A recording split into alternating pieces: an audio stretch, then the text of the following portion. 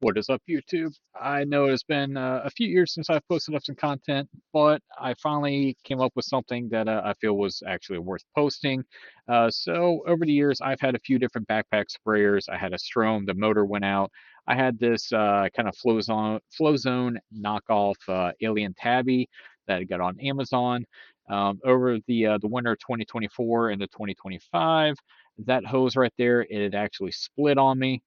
I tried doing the old flex tape, slap it on there because, it works in the commercials, right?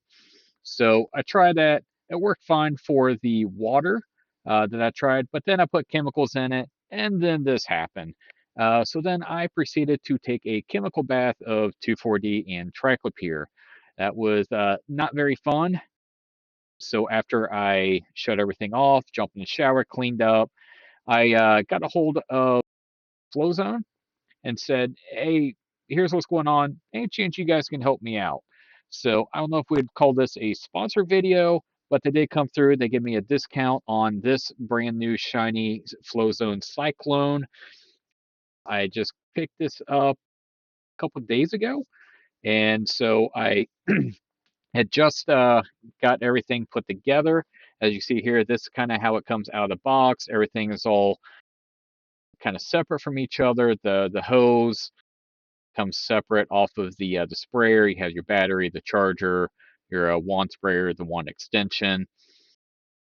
Back straps actually comes kind of separate, so you do have to put that on by yourself, which is no big deal. It took me about 2 minutes to do.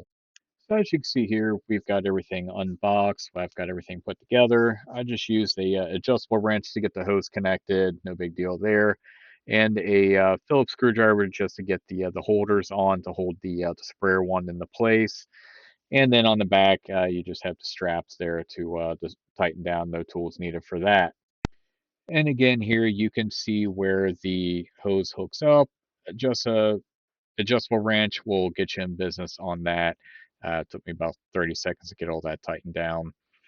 So now as we look onto the side, this is where your pressure settings are. You have a 0 to 5, 0 being off, obviously. I'm not exactly sure what the pressure settings are for each one, but I ran my boom sprayer at 5. It seemed to do the best. If you're running one spray nozzle, maybe between a 2 and 3 will do okay for you on that as compared to the old battery backpack sprayers I had like this one. That just has a low pressure and a high pressure. My Strom sprayer did the same. So I do like the more fine tweaking of the pressure settings a little bit better. And here you have the straps for the backpack sprayer that I talked about earlier. You have the two loops that go across the top here. That really wasn't that big to put in, and you have a clip on either side on the bottom. The biggest time you'll take on this is really just adjusting these straps to get them set correctly on your shoulder, how you want them to set. And if you have a little bit bigger of a stomach, you might have to adjust it, go around your waist a little bit more. But these sit extremely comfortable on my shoulder as I am spraying. And lastly, we have the batteries here. This battery came out of the Alien Tabby, had a little bit higher voltage. This battery came out of my Strom, which was my first backpack sprayer. And then this is the one that came out of the Flowzone. As you see, it has a cool little button you can hit, and you can actually see the charge you have left on the sprayer. But luckily, for what I found out, all three of these batteries work on my sprayer. Now, one thing I did notice here is this extension sprayer here on the tip there. That one, it actually started leaking on me. Luckily, I had another one from my pressure washer for my patio, replaced it, and we're good.